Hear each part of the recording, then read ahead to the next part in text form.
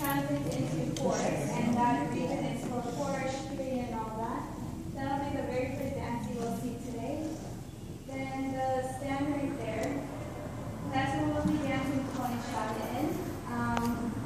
We haven't really been wearing it that often, but I think we will see it tonight. It has a headpiece, and it's red, and has little jingles here on the forehead that while you dance and jump, you can hear the dinghy. Just on this side here, usually there's a video playing, but I'm gonna say it's on, or it's unplugged.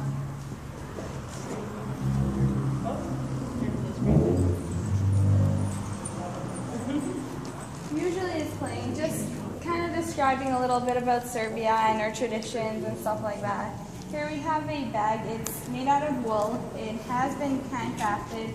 That would be the machine that they would have been using back then. Obviously, that's just a smaller version of it. That wouldn't work. Here we, yeah, you know, yourself. Here we have just some handcrafted items which would be holding our plum brandy, because Serbia and their alcohol and all that. Here we have a homemade bread that one of our dancers' moms actually made. That's what we would have on Christmas, Easter's, our saints. Each Serbian household has their own saint.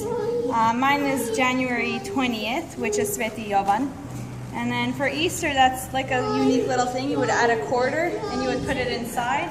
And when you would break it with your family, whoever got the quarter is going to have like a lucky year and stuff like that. Just on this side here, we have a couple souvenirs if you're feeling like you want to be Serbian or you want to cook like a Serb, just something like that. Just behind you here, it's like a well. One of our dancers, Grandpa actually made it when he came here. It used to be in one of our dancers' little kids group. They used to dance around it and all that, but they got bored of all those dances and they're like, nope, we want all new dances. So now they're dancing all new dances. Then that table right behind there, it's full of monasteries. There's a map it's a map of Serbia and it has monasteries on it. That's not all the monasteries. We actually have plenty more, but those would be the bigger, more popular monasteries that are in those regions. And then the big picture of the Serbian Saint Sava temple, that would be one of the main temples people know about. If you were to search anything on internet that says Beograd or Serbia, that would most likely pop up.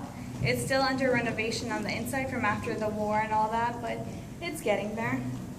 The poster board right beside it, it has the Serbian alphabet, which is Cyrillic, and Cyrillic in Serbian would be Chirilica. It's similar to the Russian and the Ukrainian alphabet. We do have quite a bit less letters than they do, but it's still pretty identical. Should I read? Should I? If you want. 30 letters. Does anyone know our alphabet? Yes. Azbuka is... Oops, sorry, yes. Alphabet. A, B, V, G, D, J, J, E, Ž, Z, I, J, K, L, L, M, N, N, O, P, R, S, T, Č, U, F, H, C, Č, J, Š. 30 letters, every letter got its own sound. Go ahead.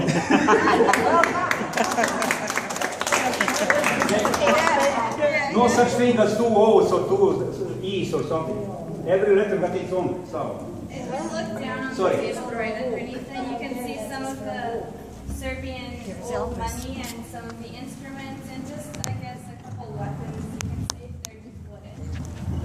The money is completely different. Now we still do use the money and they are called dinara. And they're just not as high and all that. Now it's, yeah, you know, we're rich. But there is more countries use dinar. Some Arabic countries too, you know. Not just us. There is more countries that use dinar. Not just Serbians. You know that? I mean, you don't have to know, you don't know. No. But there is, yes, there is more countries using dinar. Okay, so please find me what country uses dinar. Every country Okay, does their I'll show own. you. Some do have the same, but dinar are not used in any other place. But anyways, on the side over there is the Battle of Kosovo. I'm pretty sure most of you have heard of the Battle of Kosovo. It's a big thing that has happened to Serbia and Kosovo. we still remember it from this day forward. None of us will forget it. It'll forever be in our hearts. And then just on the side over there, it's just some children's artwork and writing they've been doing in kind of like a Serbian little school that we have at church. They learned their Cyrillic, they learned their Latin, they learned about their culture just to be more upbeat with their culture and know where they're coming from and what they kind of should represent in the future. And then right underneath, there's a little frame, and it says the Serbian Pavilion has been a part of Fulkrama for 38 years, which it has. Fulkrama has been now for 45 years, so we've been with it for most of the whole Fulkrama years. We do have 2 Serbian groups now. We split up in 2007, if I'm not wrong.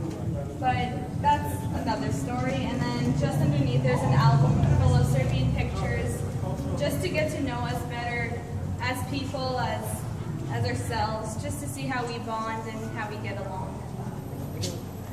But yeah, and then our church that we do use to this day forward on Sunday services and all that.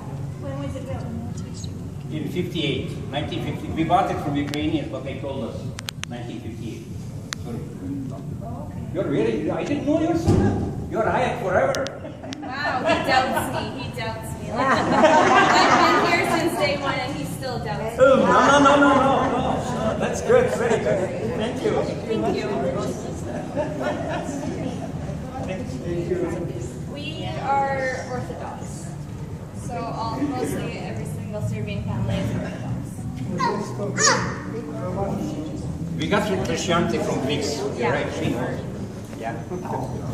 And he still likes putting in his own words and doesn't let me finish it. It's like he doesn't believe me. I was thinking you can do it. Yeah, clearly, you know, I'm a kid, so why listen to a kid? Yeah. You know, criminal